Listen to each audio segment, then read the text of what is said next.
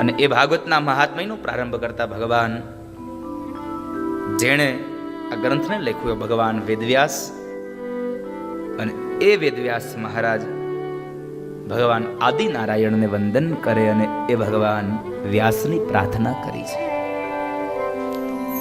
નારાયણમ નમસ્કૃત્ય નરમ ચૈવ નરોત્તમં. નારાયણમ નમસ્કૃત્ય નરમ ચૈવ નરોત્તમં. નરોમાં જે ઉત્તમ છે ભગવાન નારાયણને વંદન કર્યા. ત્યારબાદ જે બોલાવે છે એ માં સરસ્વતીને વંદન કર્યા. એટલે કહે દેવીમ સરસ્વતીમ વ્યાસમ. દેવીમ સરસ્વતીમ વ્યાસમ, જેણે ભગવાન બાદરાયણે આ ગ્રંથને લખ્યો છે એવા ભગવાન બાદરાયણને વંદન કરતા કહે તતો જય મુદીરયે. તતો જય મુદીરયે. નારાયણમ નમસ્કૃત્ય નરમ ચૈવ નરોત્તમં દેવીમ સરસ્વતીમ વ્યાસમ તતો જય મુદીરયે. હે ભગવાન નારાયણ, હે માં સરસ્વતી, હે ભગવાન વ્યાસ, તમારા ચરણમાં હું વંદન કરું છું. તમને મારા નમસ્કાર હોજો. તમારી વિજય ગાથાનું હું ગાન કરું. તતો જય મુદીરયે. તતો જય મુદીરયે. તમારી વિજય ગાથાનું વાંચન કરવું જોઈએ. દેવી ભાગવત નામની આ મહાગ્રંથનો હું પાઠ કરું છું.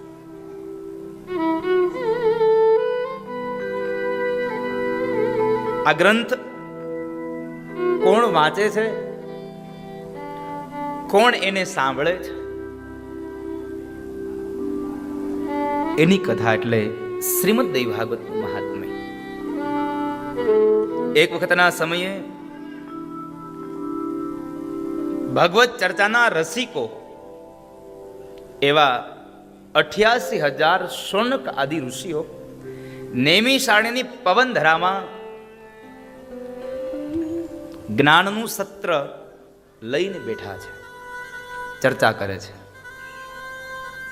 અને એ સમય બરાબર ભગવાન બાદરાયણના પ્રિય શિષ્ય એવા સુત મહાપુરાણી ત્યાં આવીને બિરાજમાન થયા છે. સુત મહાપુરાણી બેઠા છે, 88,000 શૌનક આદિ ઋષિઓ બેઠા છે. અને એ સમયે ત્યાં આગળ સુત મહાપુરાણી અને શૌનકાદિક ઋષિમુનિઓ વચ્ચે થોડી જ્ઞાનની ચર્ચા થાય છે. જ્ઞાનની એ ચર્ચામાં, એ સત્રમાં શૌનક ઋષિ 2 હાથ જોડીને ભગવાન સુત મહાપુરાણીને પ્રાર્થના કરે છે. હે મહાપુરાણ, હે મહાભાગ, અમે આપને પ્રાર્થના કરીએ. અમે આપના મુખારવિંદથી એકથી એક ચઢિયાતા વ્યાખ્યાનોની કથાઓની માળાઓને અમે સાંભળી છે. આપ તો વિદવદ વર્ય છો. ભગવાન બાદરાયણના પરમ શિષ્ય છો. અને તમે જે વ્યાખ્યાન કથાઓ ગાય છે એ કથાઓના રસપ્રવાહને લઈ અને અમારું મન ભક્તિમય બન્યું છે. પ્રભુ પ્રત્યેના પ્રેમની અંદર અનેક પ્રકારનો અમને આવિર્ભાવ થયો, અમને પ્રેમ જાગ્યો છે. તમે અમારા મનની અંદર ભગવાન પ્રત્યેની ભાવનાઓને જાગૃત કરી છે. અને જ્યાં સુધી તમે ભગવાનની કથાઓને સાંભળો નહીં ત્યાં સુધી તમને કોઈ દિવસ ભગવાનમાં પ્રેમ નહીં થાય. તમે અત્યાર સુધી મને ઓળખતા હતા નહીં, તમને ક્યારેય મને ઓળખા વગર, મને જોયા વગર તમને કોઈ એમ કહે કે ભાઈ દાદા પ્રત્યે તમને જરાય ભાવ ખરો? તમે શું કહો? નથી મારા પ્રત્યે ભાવ. મને તમારા પ્રત્યે ન હોય, તમને મારા પ્રત્યે ન હોય, કારણ હું તમને નથી ઓળખતો, તમે મને નથી ઓળખતા. જ્યાં સુધી એકબીજાના પરિચયમાં નહીં આવીએ, જ્યાં સુધી એકબીજાને જાણીશું નહીં, ત્યાં સુધી કોઈ દિવસ પ્રેમ નહીં થાય, ક્યાંય સુધી ભાવ નહીં જાગે.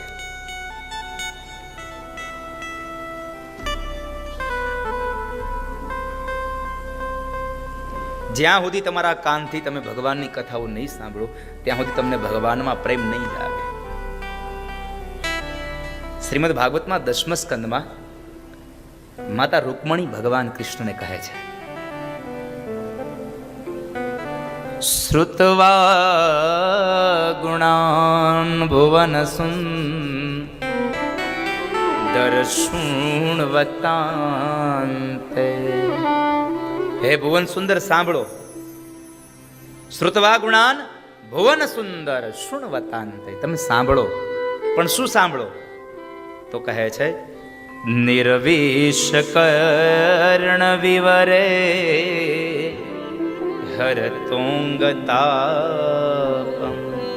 મેં તમારા ગુણાનુવાદની કથાને સાંભળી છે ને, પછી જ મારું મન તમારામાં સમર્પિત કર્યું છે, તમારામાં લાગ્યું છે. જ્યાં સુધી આપણે ભગવાનની ગાથાઓ ન સાંભળીએ ત્યાં સુધી મન ભગવાનમાં ન લાગે. ભગવાનમાં મન લગાડવું હોય તો ભગવાનની કથાઓને સાંભળવી પડે. નિર્વિષ કર્ણ વિવરે હરતોંગતાપમ. મેં તમારા રૂપની કથાઓ સાંભળી, તમારા ગુણની કથાઓ સાંભળી, તમારા શૌર્યની કથાઓ સાંભળી, આ બધી કથા સાંભળી અને પછી મેં મનોમન નક્કી કર્યું છે કે આ ભવમાં જો હું લગ્ન કરીશ તો હે કૃષ્ણ તમારી સાથે, બાકી બીજા સાથે લગ્ન નહીં કરવું. પણ આવું ક્યારે લાગે? જ્યારે તમે એની કથા સાંભળી છે. આપણે આપણી દીકરીનું સીધું વેવિશાળ કરી દઈએ કોઈની સાથે? હે, આપણે આપણી દીકરી પરણવા યોગ્ય થાય, લગ્ન યોગ્ય થાય એટલે આપણે દીકરીને સીધા કોઈના છોકરાને પરણાવી દઈએ? ના, પેલા એનું બાયોડેટા મગાવીએ, બધું જોઈએ,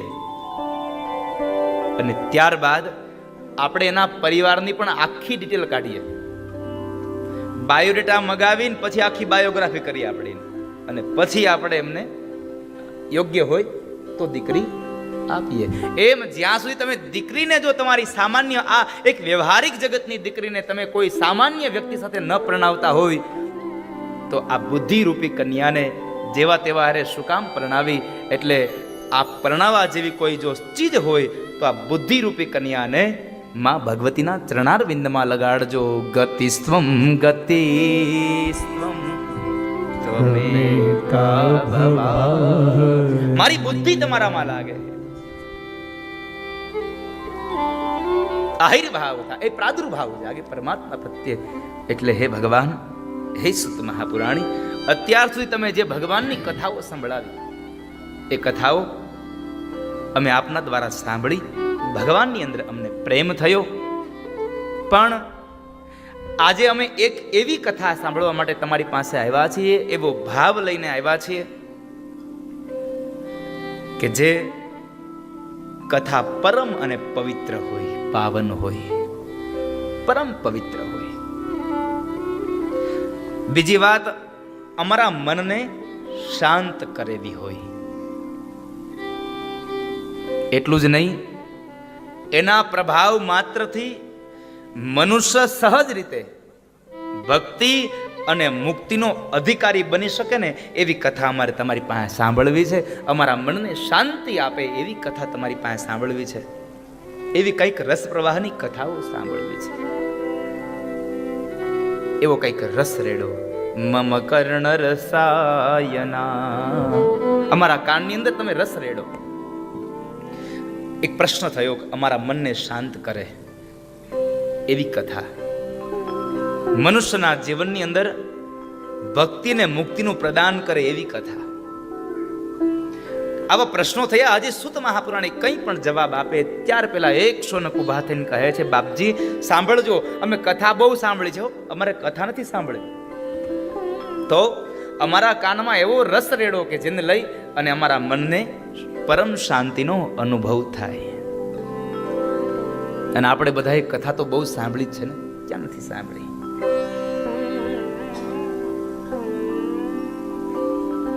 પણ આપણે આમ કથા સાંભળીને તો આપણા કાન ફૂટી ગયા, પણ તોય હજી બ્રહ્મનું જ્ઞાન ન થયું તો ન જ થયું. કેટલી કથાઓ સાંભળી આ કંપાલામાં આવીને લોકોએ? જરા હાથ ઊંચો કરો. 10 કથાઓથી વધારે કથા સાંભળી હોય એવો હાથ કોઈ ઊંચો થશે કંપાલામાં? 10 કથાઓથી નથી થઈ? 10 કથાઓ પૂરી જાય? 10 કથાઓ નથી થઈ કંપાલામાં? થઈ ગઈ છે ને? તો 10 કથાઓ તો સાંભળી નહીં હોય તમે લોકોએ? કાંઈ વાંધો નહીં, એમાં આપણે કળયુગ ચાલે અને અત્યારે બધાને એક જ ઈચ્છા હોય, સેલ હોવો જોઈએ. થોડું આમાં ડિસ્કાઉન્ટ હોવું જોઈએ. તો આમાં 5 કથાઓ સાંભળી હોય આવી હાલો અડધો કરી નાખીએ આપણે. આ કંપાલાની ધરતીમાં 5 ભાગવત કથાઓ સાંભળી હોય. હા, કંપાલાનું જ કીધું મેં ખાલી એટલા માટે. બાકી તમે કથાઓ તો કેટલી સાંભળી નાખી છે. હે ને? હું ગામડાઓમાં કથા કરવા જાઉં ને એટલે પછી સાંજના સમયે હું ઉતારે બેઠો હોઉં એટલે બધાને મેં મુલાકાત આપી હોય એટલે બધા આવતા હોય મળવા માટે. ગામડાઓમાં તો રિવાજ હોય. અને પહેલાનો એક જ સમય હતો કે કથામાં તો કે ગઢિયા બુઢિયા નિવૃત્ત થઈ ગયા હોય એને કથામાં બેહવાનું. દાદાને મળવા કોણ જાય તો કે ગઢિયા બુઢિયા. પણ છેલ્લા 1 વર્ષથી પંકજભાઈ એવો યુગ પરિવર્તિત થયો છે. હું મારી જ કથાનો અનુભવ કહું છું, બાકી કઈ વાત નથી કરતો. અત્યાર સુધી કથાઓમાં એવું કહેવાતું કે વડીલો અને જે વૃદ્ધ થયા હોય, નિવૃત્ત થયા હોય એ કથામાં જાય છે. પણ છેલ્લા 1 વર્ષથી મારી કથામાં નિવૃત્તની જેટલી સંખ્યા હોય એના કરતાં 1.5 સંખ્યા યુવાનોની મારી કથામાં હાજરી હોય છે. યુવાનો કથાઓને સાંભળતા થયા છે. એટલે હું ચોક્કસપણે મારી વ્યાસપીઠથી કહેતા જરાય એની અતિશયોક્તિ નહીં રાખું, પણ ચોક્કસ પ્રમાણે કહીશ. આપણે એમ કહીએ છીએ કે આ કળિયુગનો સમય ચાલે, કળિયુગ ચાલે છે. પણ આ 1 વર્ષથી હું જોતો આવું છું અને મારી વ્યાસપીઠથી હું મારો મત મંતાંતર અનુભવ રીતે આપને જાહેર કરું છું કે અત્યાર સુધી કળિયુગ હતો, પણ છેલ્લા ઘણા સમયથી આ 1 વર્ષના સમયગાળામાં એ કળિયુગ સંપન્ન થયો અને યુવાનો જ્યારથી કથામાં આવતા થયા છે ને ત્યારથી સતયુગની શરૂઆત થઈ છે. સતયુગની પ્રારંભ થયો છે. હમણાં છેલ્લે મારી કથા જ્યારથી આપણી આ કથાનું શ્રીફળ લેવાયું ત્યારે છેલ્લે કથા મારી યોગી ચોકમાં હતી અને અંદાજે એવું હતું કે 1 લાખ માણસો ચંદુભાઈ કથામાં બેઠું હશે. રાત્રિના 1 વાગે 1:30 વાગ્યા સુધી 1 લાખ માણસ કથામાં બેઠું હશે. અને ત્યારે પણ IPL ચાલુ હતી. કથા હતી ત્યારે IPL ચાલુ હતી. એટલે IPL ખબર છે ને, આ બધા તો એના આમ માહિર હશો બધા. એટલે IPL ચાલુ હતી અને એ IPL ના ચાલુ હોવા છતાં પણ 1 લાખ માણસથી ઉપરની એ જનમેદનીમાં 70,000 થી વધારે તો યુવાનો બેઠા હતા. આનંદનો અનુભવ એ વાતનો છે કે અત્યારના યુવાનો ધર્મ તરફ વળ્યા છે. આ આયોજન પણ યુવાનોએ જ કર્યું છે. આ મયુરભાઈ, આ પરેશભાઈ, એની સાથે રહેલા તમામ જુઓ તમે આયોજકોમાં યુવાનો છે. વડીલો તો સાથે છે જ માત્ર માર્ગદર્શન માટે, બાકી એનો આ સંકલ્પ તો યુવાનો પૂરો કરે છે. અને વડીલોની તો જરૂર રહેશે જ સદાયના માટે. તમે પાછા ક્યાંક વડીલો એમ ન માનતા કે હવે આને ક્યાં જરૂર છે, એ તો પોતે આયોજન મીંડા કરવા. ના, તમારી જરૂર છે જ. કારણ કે આપણી કહેવત છે ગૌઢા જ ગાડા પાછા વાળે. આ છોકરાઓ ભૂલા પડે અહીંયા ઈ જ આપણને વાળે. એટલે એને તમારી જરૂર છે. નકર એમ કે આ દાદા અમારું ભાંગતા ગયા, મારે રહેવું 9 દિન તમારું ખોટું.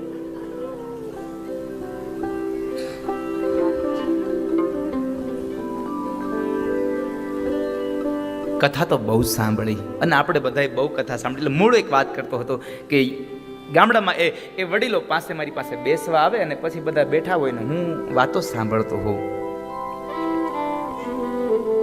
એટલે પોતપોતાના મંતવ્યો રજૂ કરતા હોય. એટલે એમાંથી પછી મને ક્યારેક એવો પ્રશ્ન થાય કે દાદા, તમે એકાદી વાત મને એવી કરો ને કે તમે આગળના સમયમાં કોઈ વક્તાએ તમને કહી હોય, મેં ન સાંભળી હોય.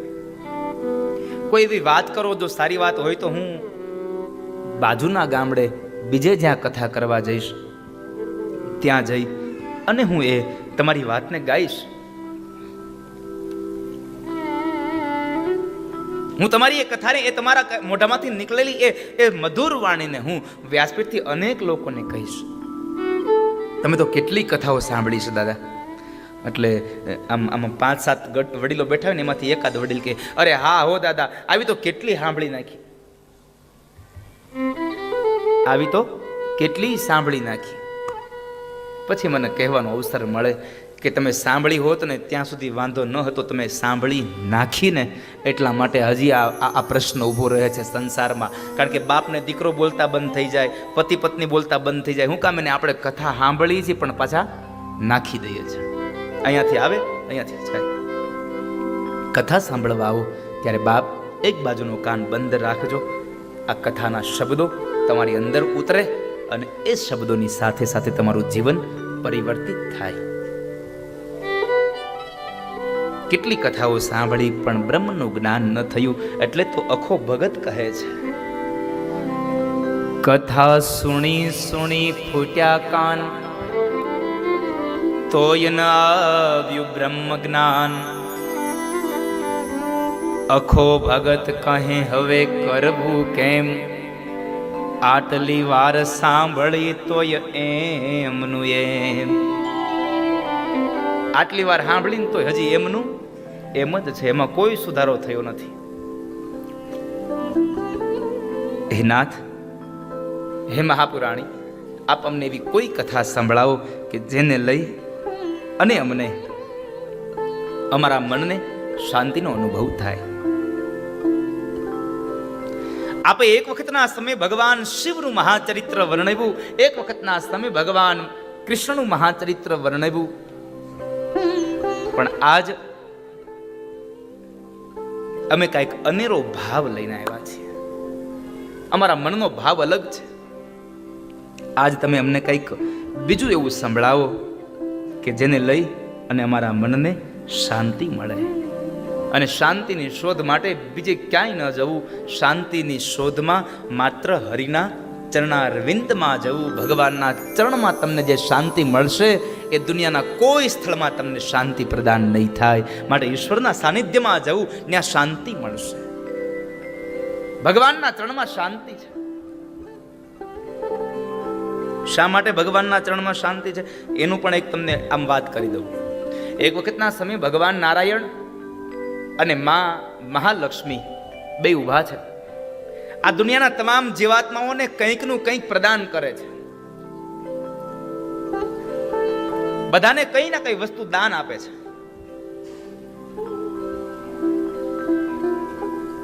બહુ લાંબી લાઈન છે અને એમાં ભગવાન નારાયણના હાથમાંથી એક વસ્તુ નીચે પડી ગઈ.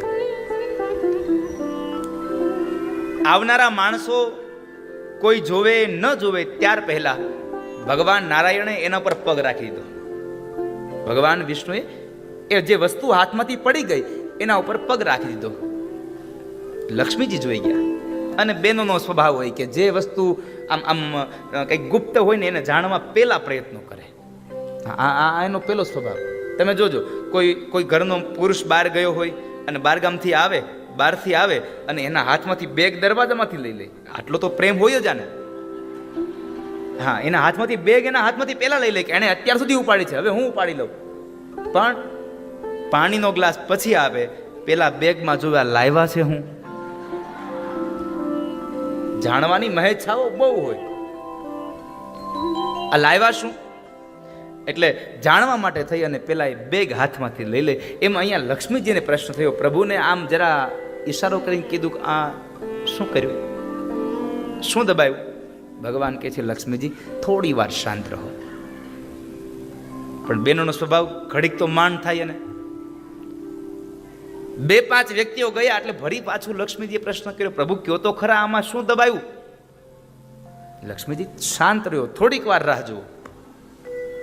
થોડી વાર કરતા કરતા બધા લોકોને આમ ભગવાન જે કંઈ દાન દેવા બેઠા હતા એ બધી વસ્તુ દાનમાં દેવાઈ ગઈ. એટલે બધા લોકો જતા રહ્યા. હજી ભગવાન કાંઈ બોલે ન બોલે ત્યાર પહેલા લક્ષ્મીજી કીધું, હવે તો કયો બધા આવી ગયા. ભગવાને પગ ઉપાડીને જરા હાથમાં લઈને કીધું, આ લક્ષ્મીજી આ હતું. આ શું શાંતિ? હા, સારું થયું લક્ષ્મી, આ શાંતિ મારા હાથમાંથી પડી ગયા અને મારા પગ નીચે દબાવાઈ ગયા. સમયાંતરે જો આ દાનમાં દેવાઈ ગયા હોત ને તો કોઈ લોકો મારા મંદિરમાં હામુય ન જોવા આવત, મારા મંદિર ન બંધાવત. એટલે સાચી શાંતિ ભગવતીના ચરણારવિંદમાં છે, સાચી ગતિ ભગવાનના શરણમાં છે. એટલે ત્વમ ગતિ સ્ત્વમ ત્વમેકા ભવાની, ગતિસ્ત્વમ ત્વમેકા ભવાની. હે મહાભાગ્યશાળી, અમારા મનને શાંતિ આપે એવી કથા કરો.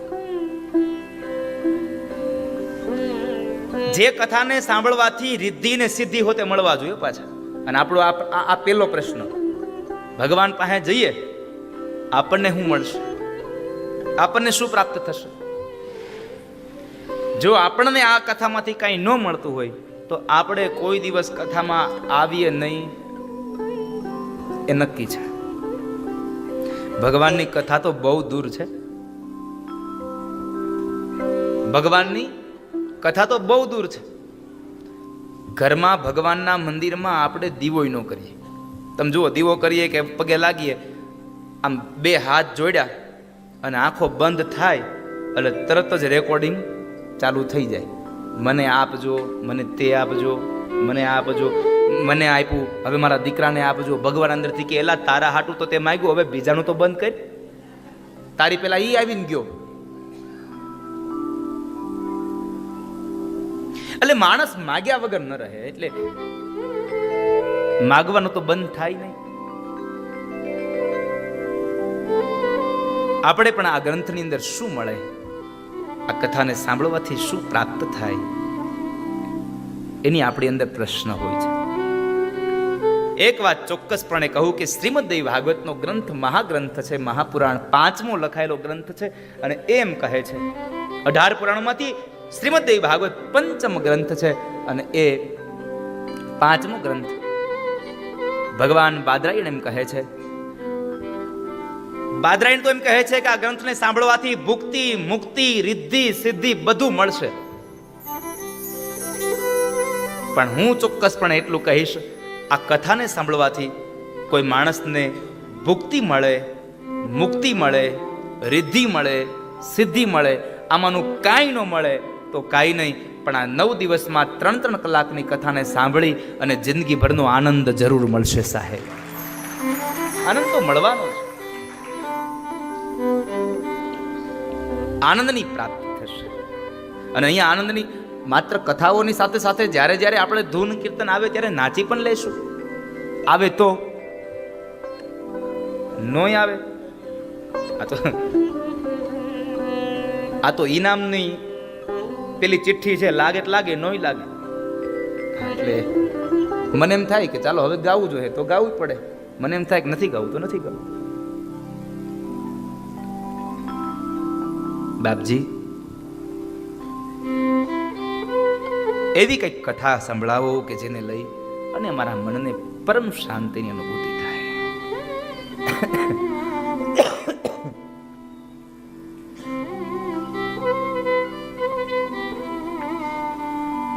સાંભળો હે મહાભાગ, આપ સૌ લોકો અત્યંત ભાગ્યશાળી છો કે તમને જગતનું કલ્યાણ કરનારી એ મહાગાથા સાંભળવાની ઈચ્છા પ્રાપ્ત થઈ. એક વાત તો ચોક્કસ છે કે માણસ પોતાના માટે કંઈક માગે એ તો બરાબર છે, પણ એનો એક વાત તમને કહું કે માણસ ભગવાન પાસે પોતાના માટે માગે એ સ્વાર્થ છે, અને માણસ ભગવાન પાસે આ દુનિયાના વ્યક્તિઓ માટે માગે એ ભગવાનની પરમ ભક્તિ છે. એટલા આપણા કરતા બીજાઓ માટે માગશો તો ભગવાન સાથે સાથે તમને પણ આપ્યા વગર નહીં રહે. એટલે બીજા માટે માગવાનું ચાલુ કરો એટલે તમારું આપોઆપ મંગાઈ જશે. પણ આપણે તો હે ભગવાન હવનું હારું કરજો ને શરૂઆત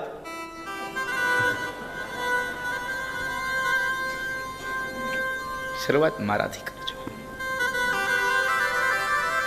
આજની કથા કદાચ 8:30 વાગ્યા સુધી વાંધો નથી ને? હા, કારણ કે શું છે, તમે કદાચ એમ થાય કે હવે દાદા પૂરું કરે એટલે જલ્દી ઉપરના માળે ચડી જાય. નીચે રાખ્યું છે આ હોલમાં જ છે તો સારું, તો હું જ ત્યાં જ નથી ને.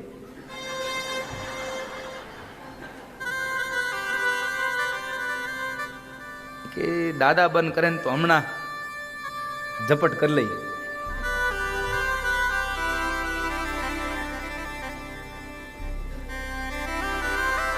પણ એક વાત મને યાદ આવે, શતમ વિહાય ભોક્તવ્યમ સહસ્ત્રમ સ્નાનમાચરે. સુભાષિતમાં એક શ્લોક આવ્યો છે, શતમ વિહાય ભોક્તવ્યમ. 100 કામ પડતા મૂકીને જમી લેવું. આગળનું સાંભળજો, નકર તમે હમણાં કહો દાદાએ કીધું 100 કામ પડતા મૂકો, કથા મૂકો પડતી, હાલો જમી લઈ. શતમ વિહાય ભોક્તવ્યમ સહસ્ત્રમ સ્નાનમાચરે.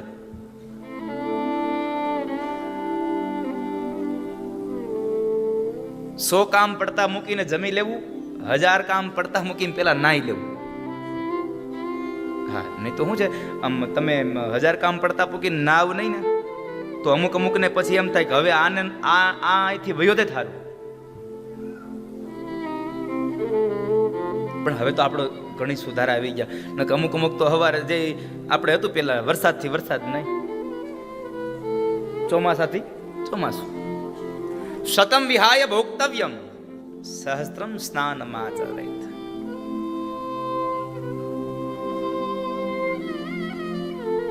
સો કામ પડતા મૂકીને જમી લેવું, 1000 કામ પડતા મૂકી નાઈ લેવું, 1,00,000 કામ પડતા મૂકી દાન દેવું.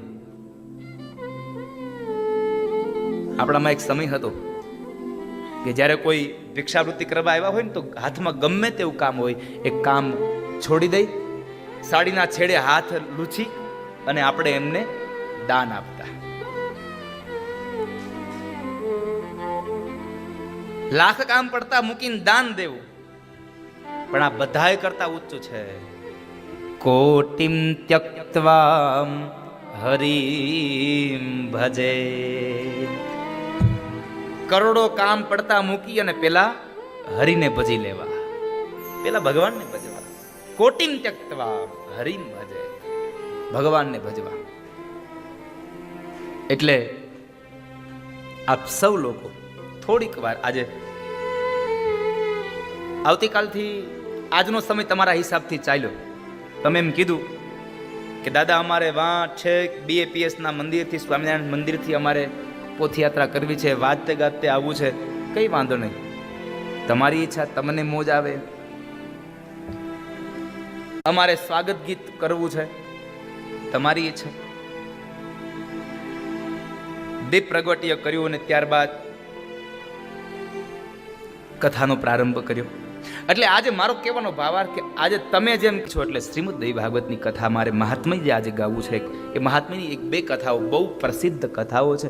પણ આપણે બધાએ દેવી ભાગવત બહુ ઓછું સાંભળ્યું એટલે આપણને ઓછી ખબર હોય છે. ભગવાન બાદરાયણ એમ કહે છે કે શ્રીમદ દેવી ભાગવત ગ્રંથ એવો છે કે તમામ પુરાણોમાં એ શિરોમણી છે, મહત્વનો ગ્રંથ છે, જેની અંદર માં ભગવતીની આરાધના કરી છે. તેની મહાનતા સામે અન્ય પુરાણો, તીર્થો અને વ્રતોની કોઈ ગણના નથી. 12 મહિનાની અંદર આવનારા તમામ વ્રતોની તમે ઉપાસના કરો, ઉપવાસ કરો, ઉપાસના કરો, અને 12 મહિનાનું જે કાંઈ વ્રતનું ફળ મળે એ ફળ તમને 9 દિવસની આ દેવી ભાગવત કથા સાંભળવાથી 12 મહિનાના વ્રતોનું પુણ્ય તમને આપોઆપ મળી જાય છે.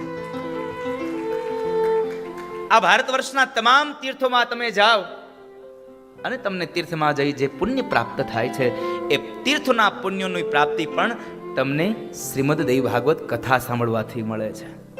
કારણ તીર્થોમાં દેવતાઓના દર્શન કરવા માટે આપણે જવું પડે, પણ ભગવાન બાદરાયણ એમ કહે છે કે જે જગ્યાએ શ્રીમદ દેવી ભાગવતની કથા ચાલે ને ત્યાં ભારત વર્ષના તમામ તીર્થના દેવતાઓ આવી અને કોઈના કોઈ રૂપે બિરાજમાન થઈ જાય છે.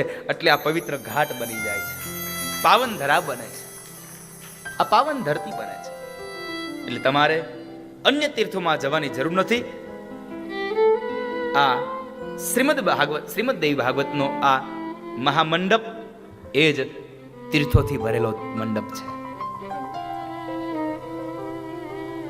અન્ય પુરાણોને સાંભળો અને જે પુણ્ય મળે એ પુણ્ય માત્ર એક શ્રીમદ દેવી ભાગવતની કથાને સાંભળવાથી મળે છે.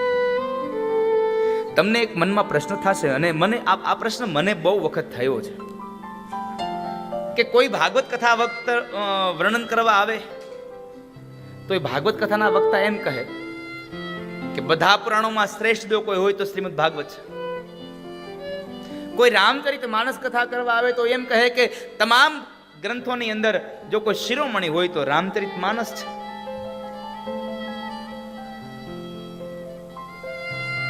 અને આજ હું એમ કહીશ કે તમામ પુરાણોની અંદર કોઈ શ્રેષ્ઠ શિરોમણી હોય તો શ્રીમદ દેવી ભાગવત છે. કારણ જેના લગ્ન હોય ને એના ગીત ગવાય. આ બહુ સીધી વાત છે.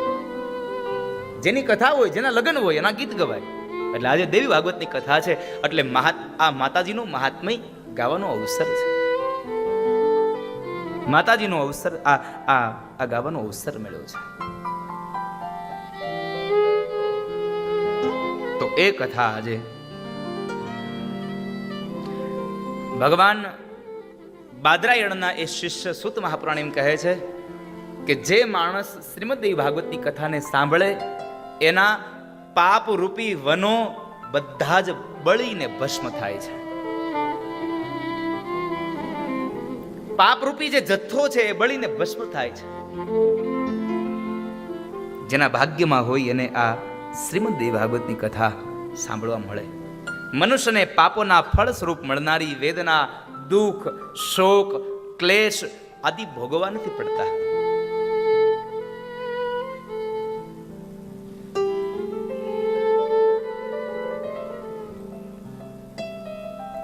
શ્રીમદ દેવી ભાગવતની કથાને સાંભળવા માત્રથી માણસના મૃત્યુનો ભય છૂટી જાય છે. બહુ મોટામાં મોટો પ્રશ્ન, આ ભાગવતને સાંભળવાથી શું મળે?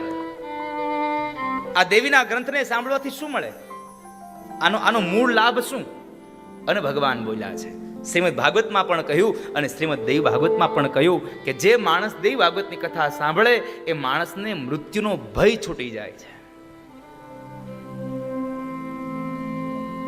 મારા શબ્દો પર બહુ ધ્યાન આપજો, નહીતર નહીં સમજાય. જે માણસ દેવી ભાગવતની કથાને સાંભળે એના મૃત્યુનો ભય છૂટી જાય છે. મૃત્યુ નથી છૂટતું. કોઈ પણ ગ્રંથને સાંભળશો તો મૃત્યુ નહીં છૂટે. મૃત્યુ તો આવવાનું જ, કારણ કે પરીક્ષિત રાજાએ 7 દિવસની કથા સાંભળી છતાં પણ મૃત્યુ આવ્યું, એમાં કોઈ પણ પ્રકારનો સંદેહ નથી. તો આપણે તો શું વિષાદ છીએ એની પાસે. એટલે આપણું મૃત્યુ તો આવવાનું જ, પણ એકમાત્ર ફાયદો છે કે મૃત્યુનો જે ભય છે ને એ ભયમાંથી આપણે છૂટી જશું. એટલે ભગવાન બાદરાયણ બોલ્યા છે, આલ વ્યાલ મુખ ગ્રાસ ત્રાસ નિર્ણાશ હે તવે શ્રીમદ ભાગવત કથા હરિશ્ચિતમ સમાશ્રયેત. શ્રીમદ ભાગવતની દેવી ભાગવતની કથા સાંભળવાથી ભગવતીમાં આપણું મન લાગી જાય છે. હરિશ્ચિતમ સમાશ્રયેત, આપણું મન એમાં લાગે છે. અને એ મન લાગવાથી એકમાત્ર ફાયદો એ થાય છે કે આપણું મન લાગવાથી આપણને મૃત્યુનો ભય છૂટી જાય. કાલ વ્યાલ મુખ ગ્રાસ ત્રાસ નિર્ણાશ હેતવે. કાલ વ્યાલ મુખ ગ્રાસ, જ્યારે કાળ આપણો કોળિયો કરતું હોય, આપણને લેવા માટે આવતું હોય, ત્યારે જે વેદનાઓ થતી હોય ને એ વેદનાઓમાંથી આપણને મુક્તિ મળી જાય છે. એનો ભય ન સતાવે, એમાંથી મુક્તિ મળે. એટલા માટે લખ્યું કે તમને વેદના રૂપી જે દુઃખ થાય છે એ દુઃખમાંથી પણ મુક્તિ અપાવવા માટેનો કોઈ જો શ્રેષ્ઠ ઉપાય હોય તો એ છે શ્રીમદ દેવી ભાગવત. જેમ સૂર્યનો ઉદય થવાથી અંધકાર નાશ પામે, તે જ પ્રમાણે દેવી ભાગવત પુરાણ સાંભળવાથી અજ્ઞાન, ચિંતા આદિ વ્યાધિ, કષ્ટ, વિઘ્ન અને ઉપાધિ નાશ પામે છે. શ્રીમદ દેવી ભાગવતની કથા સાંભળવાથી આદિ વ્યાધિમાંથી આપણને મુક્તિ મળે છે, ભુક્તિને મુક્તિ મળે છે. કારણ કે શ્રીમદ ભાગવત મહાપુરાણ, શ્રીમદ દેવી ભાગવત મહાપુરાણ આ સ્વયં ભગવાનના મુખારવિંદમાંથી નીકળ્યું છે. ભારત વર્ષમાં 2 ગંગાઓ વહે છે, એક ભાગીરથી ગંગા અને એક ભાગવતી ગંગા. 2 ગંગાઓ વહે છે. એ 2 ગંગાઓની અંદર ફરક એટલો છે કે શ્રીમદ ભાગવતી ગંગા, ભાગીરથી ગંગા છે એ ભગવાન વિષ્ણુના જમણા પગના અંગૂઠામાંથી પ્રગટ થયા, અને શ્રીમદ ભાગવત કથા છે જે ગંગા છે એ ભગવાનના મુખારવિંદમાંથી પ્રગટ થયા છે. તફાવત એટલો છે, પેલી ગંગામાં તમે નાવા જાઓ કાશીમાં, હરિદ્વારમાં, તો તમને મુક્તિ મળે. એ ગંગામાં નાવાથી તમને ભુક્તિ ન મળે, ને માત્ર મુક્તિ મળે. પણ આ ગંગામાં નાવાથી માણસને ભુક્તિ અને મુક્તિ બેય મળે છે. એટલે કહ્યું ભુક્તિમ ચ મુક્તિમ ચ દદાસી નિત્યમ ભાવાનુસારેણ સદા નરાણામ. જેવો ભાવ રાખશો ને એવી ભુક્તિ ને મુક્તિ આ ગ્રંથ આપશે. એટલે ભુક્તિ ને મુક્તિ આપનારો ગ્રંથ હોય તો શ્રીમદ ભાગવત છે. જિંદગીમાં સેવા જેવો ગ્રંથ ભાગવત. એટલે શ્રીમદ ભાગવતમાં લખાયું સદા સેવ્યા શ્રીમદ ભાગવતી કથા યસ્યા શ્રવણ માત્રેણ હરિશ્ચેતમ સમાશ્રયેત. સદા સેવ્યા શ્રીમદ ભાગવતી કથા. ભાગવતી કથાનો તમે આરાધન કરો એટલે તમને એમાં ભાવ જાગે. આ ગ્રંથને સેવા જેવો, ઘરમાં રાખવા જેવો છે, અને આને સાંભળવા જેવો ગ્રંથ છે. આને સાંભળવાથી, આ શક્તિની ઉપાસના કરવાથી માણસ માત્રને મૃત્યુના ભયમાંથી છૂટાવી અને ભુક્તિ અને મુક્તિ બેય આપે છે. મૃત્યુનો ડર છૂટી જાય છે. માટે તમે દેવી ભાગવતની કથાને સાંભળો. આ ગ્રંથ એટલો મહાન છે, હું તમને એક જ ભાષામાં કહું કે ભગવાન બાદરાયણના એ શિષ્ય સુત પુરાણી શુનકાદિક ઋષિ મુનિને એમ કહે છે કે મારા ગુરુએ 18 પુરાણો લખ્યા, એમાંથી 16 પુરાણો અમને વાંચવા માટે આપ્યા. અમને એમ કહ્યું કે તમે આનું ગાન કરો, આનો પ્રચાર કરો, આનો પ્રસાર કરો. પણ 2 ભાગવત એમણે એની પાસે રાખ્યા, એક દેવી ભાગવત અને એક શ્રીમદ ભાગવત. એ બેયનું ગાન પોતે કર્યું છે. એમાં પણ એ મહત્વની વાત જો હોય તો શ્રીમદ ભાગવત એને સુખદેવને આપી દીધું, પણ પોતાના દીકરાને પણ ન આપ્યું. એવું કોઈ જો પુરાણ હોય તો એ માત્ર ને માત્ર શ્રીમદ દેવી ભાગવત. અને એ શ્રીમદ દેવી ભાગવત સ્વયં ભગવાન વેદવ્યાસે પરીક્ષિતના દીકરા જન્મેન્જયની પાસે જઈને ગાયું છે. આટલો મહાન ગ્રંથ છે કે જેને લખ્યું એને જ પણ પોતે ગાયું છે. નકર બને એવું લખનારો ગાય નહીં, ગાનારો સાંભળે નહીં, અને સાંભળનારો કોઈ દી પાછો ગાય નહીં. આપણી ભાષામાં કહું તો ખેતરની અંદર જે અનાજ વાવે એ લણે નહીં, લણે એ વેચવા જાય નહીં, વેચે ત્યારબાદ જે માણસ ખરીદે એ પાછો ઉપાડે નહીં, અને ઉપાડી અગે એ પાછો ખરીદી ન અગે. સમજાય છે મારી વાત? કોઈ માણસ 5 મણ ઘઉં લે, લીધું હોય એ જ માણસ માથા ઉપર લઈને જાય છે? ના, એ બીજાની પાસે લેવડાવે. અને જે માણસ 5 મણ ઘઉં લઈને ઓલાની ઘેરે મૂકવા જાય છે એને કોઈ દી એના હાટું 5 મણ ઘઉં લીધા હોય આવો પણ દાખલો ન હોય. આ બધું અરસપરસ છે. પણ અહીંયા ભગવાન બાદરાયણ એમ કહે છે કે મેં અન્ય ગ્રંથો બધાને આપ્યા, પણ શ્રીમદ દેવી ભાગવત મેં સ્વયં વાંચ્યું છે. એટલો મહાન ગ્રંથ છે કે એનો મહિમા પોતે ભગવાન બાદરાયણ ગાય છે. અને એ રાજા જન્મેન્જયે ભગવાન વ્યાસજી પાસેથી એ શ્રીમદ ભાગવતની કથા સાંભળી. એ કથામાં તો આપણા ભાગ્યમાં હોય તો કથા મળે, આપણા ભાગ્યમાં હોય તો રસ પ્રવાહ મળે. ઘણા લોકો અમારે એવું થાય, હું ગામડામાં સાંભળું, શ્રીમદ ભાગવતની કથા હોય ને એટલે શું હોય ખબર, બહેનોમાં બહુ નક્કી હોય, પેલા દિવસે નથી જવું તો ચોથા દિવસે જવું. હું કામ એને તેથી નંદ ઉત્સવ છે, નંદ ભયો હોય ને તેથી જવાય. આજ તો હજી પેલો દિવસ જ છે, એટલે પેલા દિવસે તો હજી કથા રગડ ધગડ હોય. રગડ ધગડ થાય તારું અમારું શું કામે, અમારી કથા રગડ ધગડે લાવ, અમારે દુર્ભાષમાં અમારે દગડ દગડ કરવાના.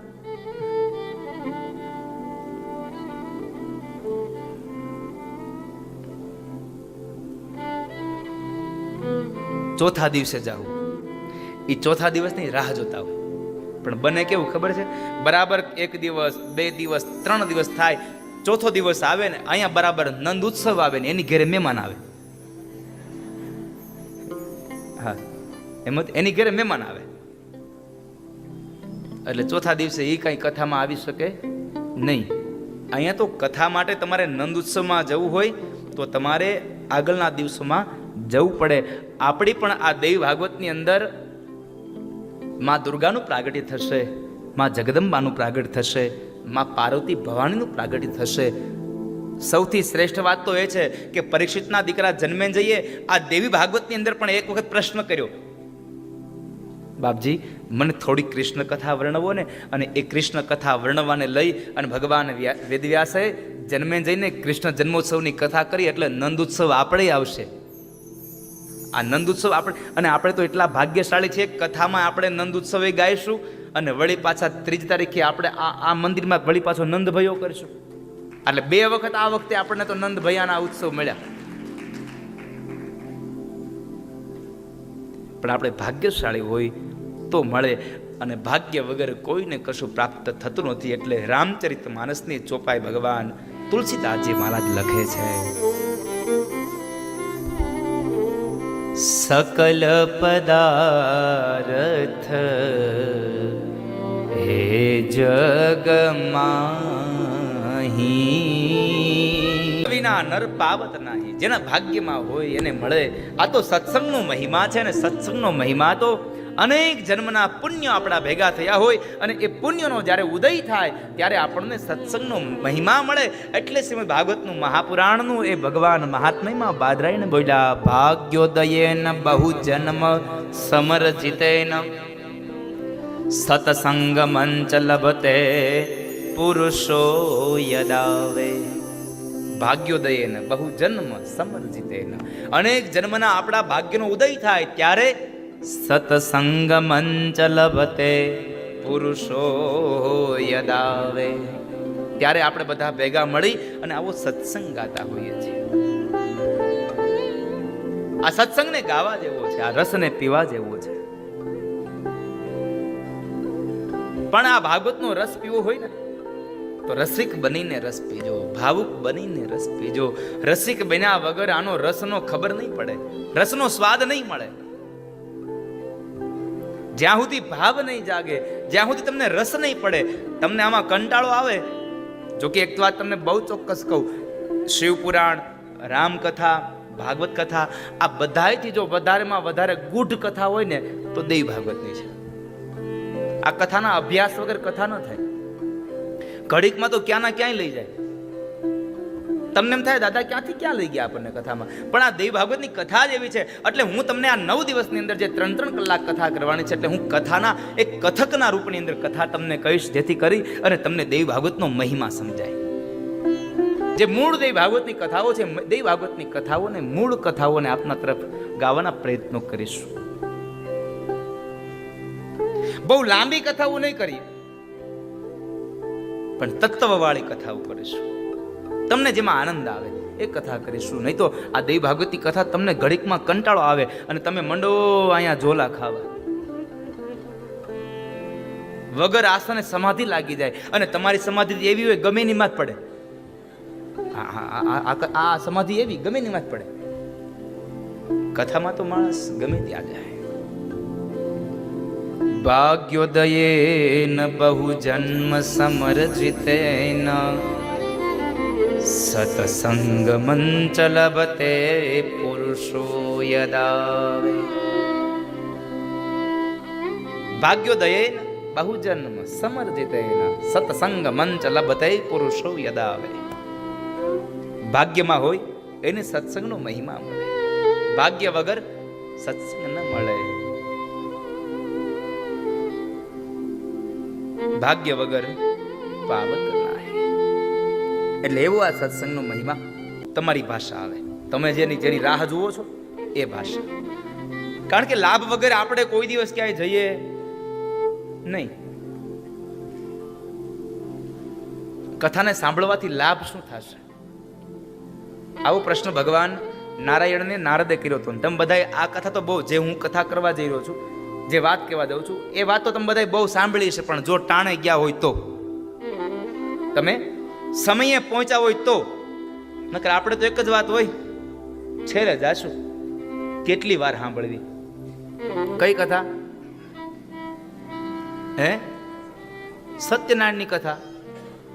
આપણે તો ચોથા પાંચમા અધ્યાયમાં પૂગી માંડ કરીને, અમુક તો આરતી પૂરી થઈ પછી આવે, અને પછી તો હાથ એકનો જીબડો કાઢે. કારણ કે પછી આમ શરમ આવે કે પૂરી થઈ ગયા તઈ આવ્યા આપણે. એને આમ શરમ ન હોય કે કોક કહે એની શરમ હોય.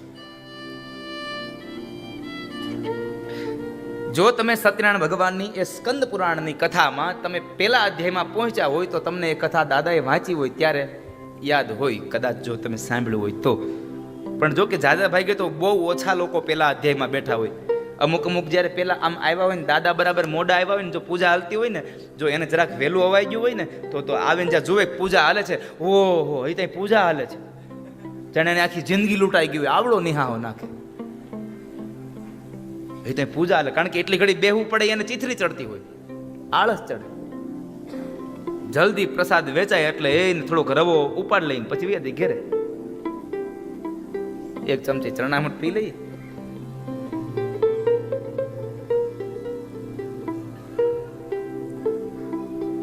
શ્રીમદ એ સત્યનારાયણ ભગવાનની કથામાં સ્કંદ પુરાણમાં પેલા અધ્યાયમાં જ્યારે નારદજી આ મૃત્યુલોક ઉપર ફરવા નીકળ્યા, એમણે બધાને દુખી જોયા. બધાને દુખી જોયા એટલે તમારા મનમાં એક પ્રશ્ન થવો જોઈએ, જે ભગવાન વિષ્ણુને થયો હતો, કે કોઈક તો સુખી હોય ને. નારદજીએ જઈને ભગવાન નારાયણને કીધું, પ્રભુ આ દુનિયાનો તમામ જીવાત્મા દુખી છે, એને સુખ મળે એવું કંઈક કરો. ભગવાન કહે છે, નારદ તમે કંઈક બોલવામાં ધ્યાન રાખો, બધા થોડા દુખી હોય, કોક તો સુખી હોય. ના પ્રભુ, એમાં કાંઈ નહીં. અરે પણ નારદ, કોઈકને દીકરા હોય એનું સુખ હોય. પ્રભુ, કોઈકને દીકરા નથી એનું દુઃખ છે. બરાબર, હાલો એ દુઃખી છે. પણ દીકરા ન હોય તો કોઈકની ઘરે સંપત્તિ હોય, એ સંપદામાં સુખી હોય. હા પ્રભુ, એ વાત સાચી છે. કોઈકની ઘરે રૂપિયા છે પણ એની ઘરે એવું છે કે એની ઘરે દીકરા નથી પાછા. જેની ઘરે પૈસા હોય એની ઘરે દીકરા સારા ન હોય, દીકરા સારા હોય એની ઘરે પછી સંપદા ન હોય. અરે પણ નારદ, કોઈક ઘર તો દુનિયામાં એવું હશે ને કે જેની ઘરે દીકરાય સારા હોય અને સંપત્તિ સારી હોય. હા પ્રભુ, એવું છે. તો એમાં શું વાંધો છે? તો કે એનું આરોગ્ય સારું નથી, એ બીમાર રહે છે, ડાયાબિટીસ થઈ જાય વારા ઘડીએ, અઠવાડિયામાં 3 દી અને બીપી મપાવા જવું પડે છે. અરે નારદ, પણ દુનિયામાં એકાદું ઘર તો એવું હશે ને કે જે ઘરની અંદર પૈસા હોય, સંતાનો સારા હોય, જેની અંદર એનું આરોગ્ય સારું હોય. હા પ્રભુ, આવું ઘરે જોયું. તો તમે કેમ કહો છો એ ઘરે સુખી નથી? એ ઘરે સુખી નથી કેમ? તો કહે છે, પ્રભુ એના ઘરની અંદર આરોગ્ય સારું, એના ઘરની અંદર દીકરા દીકરીઓ, સંતાનોમાં સંસ્કાર સારા, એના ઘરમાં રૂપિયો બહુ છે. તો પછી એને શું દુઃખ છે? એને સંતોષ નથી. બધું હોય પણ સંતોષ ન હોય સાહેબ. કેટલું ભગવાને આપ્યું હોય છતાં પણ સંતોષ ન હોય. એટલે પ્રભુ બધા દુઃખી છે, બધા દુઃખી છે. આ બધા લોકોનો દુઃખ દૂર થાય એવો કોઈ ઉપાય બતાવો. ભગવાન કહે છે, સત્યનારાયણની કથા કરવાનું કહી દો. સત્યનારાયણની કથા કરવાનું કયો. વ્રત કરવાની વાત બતાવી એટલે નારદે પહેલો પ્રશ્ન કર્યો, ને એ તમે બધાએ પ્રશ્ન કરો ને એવો પ્રશ્ન નારદે ભગવાનને કર્યો. ને ભગવાન સ્કંદ પુરાણમાં બોલ્યા, કિમ ફલમ કિમ વિધાનમ ચ કૃતમ કૈનેવ તદ્વ્રતમ. હે નારાયણ, પેલા તો મને એ બતાવો, કિમ ફલમ કિમ વિધાનમ ચ, આ વિધાન કરવાનું, આ કથા કરવાનું, આ કથા સાંભળવાનું, આ વ્રતની પૂજા કરવાનું ફળ શું મળે? જો ફળ નહીં મળે તો કોઈ દિવસ કોઈ વ્રત નહીં કરે. કિમ ફલમ કમ વિધાનમ ચ કૃતમ કૈનેવ તદ્વ્રતમ. તદ્વ્રતમ, શું ફળ મળે? એટલે આ દેવી ભાગવતને સાંભળવાનું ફળ શું છે એની કથા તમને કોઈ મનુષ્યને ફળ મળ્યું હોય એવી કથા તો ઠીક છે, પણ જ્યારે મનુષ્ય અવતાર લઈ અને આવેલા ભગવાન કૃષ્ણના સ્વયં પિતાજી ભગવાન વસુદેવજી મહારાજને જે ફળ મળ્યું એની કથા તમને શ્રીમદ દેવી ભાગવતની કથા કહું. ભગવાન એ કૃષ્ણના પિતા વસુદેવને ફળ મળ્યું. એક વખતના સમયે દ્વારકાની અંદર ભોજવંશનો રાજા સત્રાજીત, અને એ સત્રાજીત જે રાજા હતો એ રાજા એક વખતના આમ ભગવાનનો ભક્ત છે, ભગવાનની પૂજા કરે, અને એ સમયે એણે ભગવાન સૂર્યની આરાધના કરી. ભગવાન સૂર્યની આરાધના કરે છે એટલે આરાધનાની અંદર એમને એમ થયું કે ભગવાન શિવની આરાધના, એ સૂર્યની આરાધના કરો. અને આરાધના કરતા કરતા કરતા કરતા એટલો ભાવ જાગ્યો, એટલો ભાવ એમાં જાગી ગયો ને કે ભાવની અંદર એ માણસ એટલો ઓતપ્રોત બની ગયો કે ભગવાન સૂર્યનારાયણ એ ભાવને લઈ અને ભગવાન એ સૂર્ય એના ઉપર પ્રસન્ન થયા, પ્રગટ થયા, અને અંતે ભગવાન સૂર્યનારાયણ એ સત્રાજીત યાદવ એક સત્રાજીત રાજાને કહે છે કે હે રાજા, ધન્ય થયો તું, તારી આ પૂજાની ભાવ થકી હું પ્રગટ થયો, હું પ્રસન્ન થયો છું, માંગી લે, હું શું આપું તને?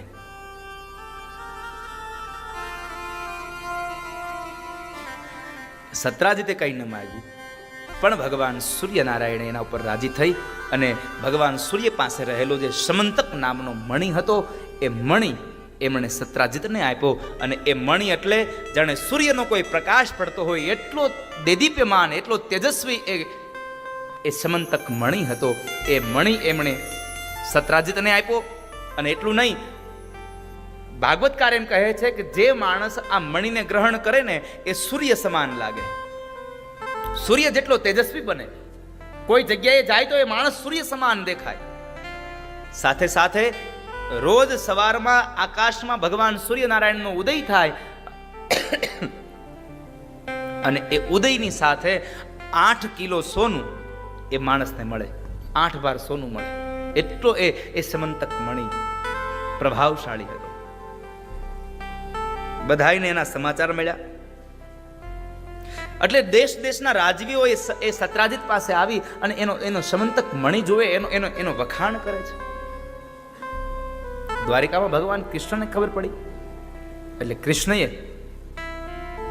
એ સમંતક મણિના વખાણ માટે ગયા છે, સત્રાજીત પાસે ગયા. સત્રાજીત પાસે જઈ મણિ જોયો અને ભગવાન કૃષ્ણએ બહુ એમના વખાણ કર્યા. સત્રાજીત પાસે એમણે સમંતક મણિ માંગ્યો છે. સમંતક મણિ માંગ્યો પણ એમણે આપ્યો નહીં. થોડો સમય થયો એટલે એક વખતના સમયે સત્રાજીત હાજર નથી ઘરે, અને એનો નાનો ભાઈ પ્રસેનજીત ભાઈની ગેરહાજરીમાં એ સમંતક મણિ લઈ ગળામાં પહેરી અને ઘોડા ઉપર સવાર થઈ અને મૃગિયા રમવા માટે જંગલમાં જાય છે. એ જંગલમાં ગયો અને ત્યાં આગળ એક જંગલના એ સિંહે એમને ફાડી ખાધો છે. આ બાજુ સત્રાજીત જ્યારે ઘરે આવે છે, આવતાની સાથે એને સમાચાર મળ્યા કે સમંતક મણિ આપણા રાજ્યમાંથી કોઈ લઈ ગયું છે. સત્રાજીત યાદવે પહેલો વહેલો ચોરીનો આક્ષેપ ભગવાન કૃષ્ણ પર મૂક્યો છે. કારણ કે આમે મથરાવટી તો મેલી પહેલેથી, એટલે એણે ચોરીનો આક્ષેપ ભગવાન કૃષ્ણ પર મૂક્યો, કારણ કે એને બહુ વખાણ કર્યા હતા. એને માગ્યો હતો ને સત્રાજીતે આપ્યો નહોતો, એટલે સત્રાજીતને એમ થયું કે મેં આપ્યો નથી એટલે કૃષ્ણએ જ આની ચોરી કરી હશે, એટલે ચોરીનો આક્ષેપ ભગવાન કૃષ્ણ ઉપર આવ્યો. આ વાત સમાચાર ફરતા ફરતા ફરતા ફરતા ભગવાન કૃષ્ણના કાને પડ્યા, એટલે ભગવાન કૃષ્ણએ આ સમંતક મણી લીધો નથી, છતાં પણ એની પર આક્ષેપ આવ્યો. એટલે એ સમંતક મણીનો આક્ષેપ દૂર કરવા માટે ભગવાન કૃષ્ણ પોતાની સૈન્યને લઈ પોતાના મિત્રોની સાથે જંગલના માર્ગોમાં જાય છે. અને જંગલના માર્ગોમાં જ્યાં જાય ત્યાં પ્રસેનનો એક ફાડી ખાધેલો દેહ મળ્યો છે. ભગવાનને શંકા ગઈ કે કદાચ સમંતક મણી પ્રસેન પાસે હશે અને આ સમંતક મણી કોઈક લઈ ગયું છે. પણ જંગલી જનાવરે ફાડી ખાધો છે. આ દ્રશ્ય જોયું એટલે સિંહના જે ચરણ હતા, એ પગલાઓ હતા, એ પગલે પગલે ભગવાન કૃષ્ણ ગયા છે. તો બરાબર એક ગુફા છે અને એ ગુફાની બહાર સિંહનો પણ મૃતદેહ મળ્યો છે. ભગવાન કૃષ્ણ સમજી ગયા કે કદાચ આ ગુફાની અંદર સમંતક મણી હશે. સાથે આવેલા સૈન્યના એ તમામ વ્યક્તિઓને કહે છે કે ભાઈઓ તમે અહીંયા ઉભા રહ્યો,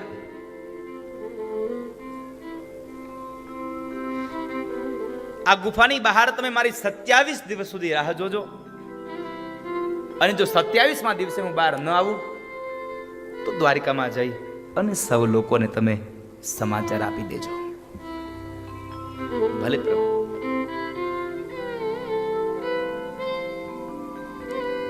ભગવાન એ મણી લેવા માટે અંદર ગુફામાં ગયા છે. એ ગુફા હતી જામવાન નામનો રીછ, એની ગુફા છે. ગુફાની અંદર થોડા આગળના ભાગની અંદર ભગવાન કૃષ્ણ અંદર ગયા અને એ સમયે બરાબર પેલા જામવાનનો એક બાળક છે, એ બાળક એ સમંતક મણીથી રમે છે. કારણ કે એને તો એક ચલકતો પદાર્થ છે, એના માટે એને કોઈ એ મણી નથી, એના માટે એક ચલકતો પદાર્થ છે. અને એ ચલકતા પદાર્થને લઈ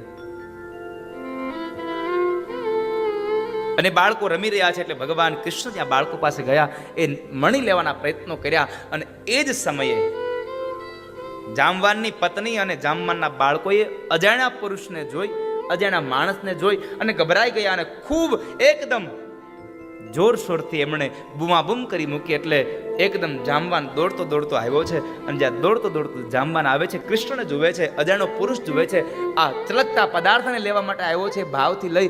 એટલે જામવાન અને કૃષ્ણ ભગવાન આ બેયનું યુદ્ધ થાય છે.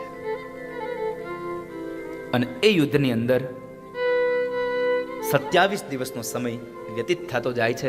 અને 27 દિવસની અંદર એ જામવાન ધીમે ધીમે ધીમે ધીમે વૃદ્ધ બનતો જાય છે, ઘરડો બનતો જાય છે. આ બાજુ 27 દિવસના એ યુદ્ધના દરમિયાન ઘણા દિવસો વ્યતીત થયા. એટલે પેલા યાદવોના એ તમામ એ પુરુષો, એ સૈન્યના લોકો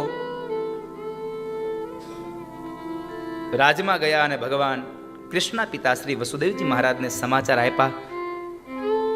ગુફામાં ગયા છે, 27 દિવસનો સમય વ્યતીત થયો છે, કૃષ્ણ કદાચ હવે આ ધરતીમાં નથી રહ્યા.